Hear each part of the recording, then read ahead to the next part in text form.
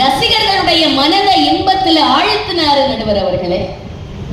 கண்டேன் கை வண்ணம், இங்கே கண்டேன் பெண் வண்ணம், நோய் கொண்டு வாடுகிறேன். என்ன பாட்டு? பால் வண்ணம் பருவம் கண்டு, வேல் வண்ணம் விழிகள் கண்டு, மான் வண்ணம் நான் கண்டு வாடுகிறேன். இன்னும் நம்ம சிற்றிலக்கியத்துக்கு வாங்க. குற்றால குறவஞ்சில வசந்தவல்லி பந்தாடக்கூடிய ஒரு செய்தி. பந்தாட்ட களத்தையே நம்ம கண்ணு முன்னாடி கொண்டு வந்துருவாரு நடுவரே ஆசிரியர்.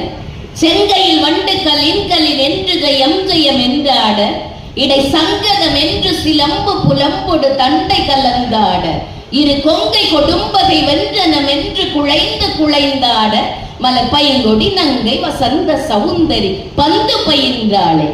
இந்த பாடல ஆதிபராசக்தி அப்படின்னு படத்துல எடுத்து வச்சாங்க பாருங்க. பாட்டு என்று ஜெயம் ஜெயம் என்றாடு, இடை சங்கதம் என்று சிலம்பு புலம்பொடு தண்டை கலந்தாட, இரு கொங்கை கொடும்பகை வென்றனம் என்று குழைந்து குழைந்தாட, மலர் பைங்கயமே பிள்ளை முன் நிலவு எழுந்தாட அப்படின்னு அற்புதமாக அந்த பாடலை சொல்லி இருப்பாங்க.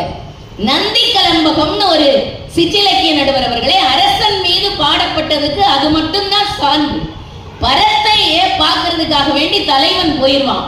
விடியறது வரை அவனுக்கு பக்கதாளமா பாணன் இருந்து பாடுவான்.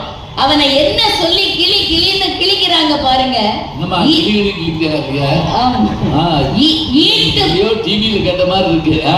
ஈட்டு புகழ் நந்தி பாட, நீ எங்க எந்தம் வீட்டிருந்து பாட, விடிவளவும் கேட்டிருந்தேன்.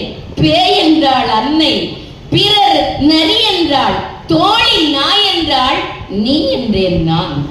இது நகைச்சுவை பயக்கக்கூடிய பாட்டு. அதோ இருக்கக்கூடிய அந்த குட்டி பிள்ளைக்காக வேண்டி ஒரே ஒரு எடுத்துக்காட்ட சொல்றேன் நடுவர் அவர்களே.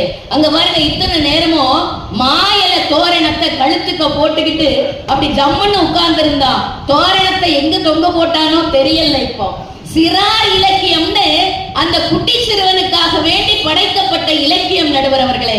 நான் இப்ப சொல்லுறேன், அந்த தம்பி பின்பாட்டு பாடுவான் பாருங்க.